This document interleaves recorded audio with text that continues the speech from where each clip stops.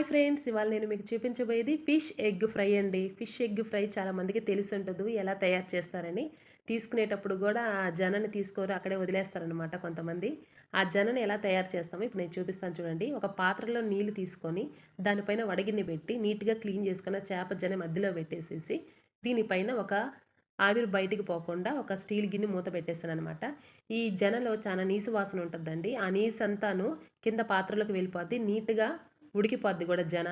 ఈ లోపల దీనికి కావాల్సినటివి ఆనియన్స్, కొత్తిమీర, కరివేపాకు, పచ్చిమిర్చి, చిన్న రోట్లో దంచుకున్న అల్లం తెల్లగడ్డ పేస్ట్ కచాపచ్చాగా దంచుకున్నానండి. ఇలా దంచుకోవాలన్నమాట. ఇప్పుడైతే ఇది ఆవిరికి ఉడికిపోయిందండి. చూడండి, నీట్గా ఉడికిపోయింది.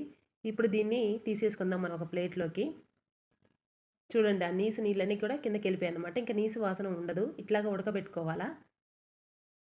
ఇప్పుడు ఈ జనలో బ్లాక్గా కనిపిస్తుంది చూడండి, తీగలాగా, దాన్ని తీసేసేయాలన్నమాట. ఇది ఎలా వస్తుందంటే ఆవిరికి ఉడకబెడితేనే నీట్గా వస్తుందండి. చాలామందికి తెలియదు, ఇలానే చేసేసుకుంటారు చేప జనని. అలా చేసుకోకూడదు. ఈ నలుపంతా తీసేసేయాల.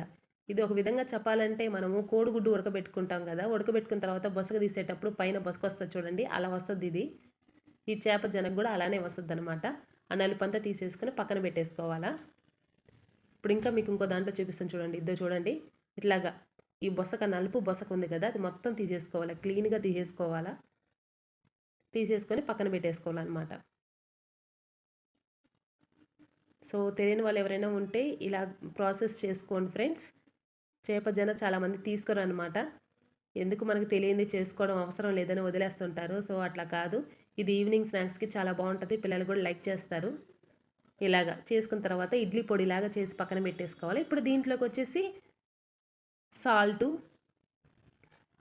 కారము, పసుపు, ధనియా powder, garam masala powder and last chicken masala powder వేసేసుకొని బాగా మిక్స్ అయ్యేటట్టు కలుపుకోవాలన్నమాట.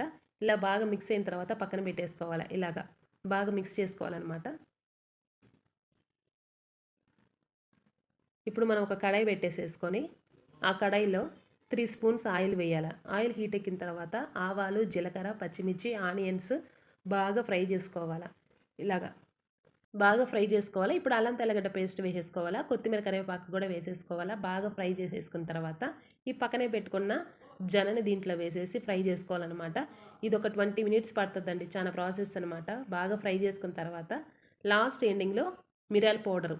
ఈ మిరియాల పౌడర్ ఎందుకు వేస్తున్నానంటే ఒళ్ళు నొప్పులుగా ఉండకుండా ఉండేదానికి మిరియాల పౌడర్ యూస్ చేస్తామండి. పెప్పర్ అనేది చాలా యూజ్ అవుతుంది బాడీ పెయిన్స్ ఉండకుండా ఉండేదానికి.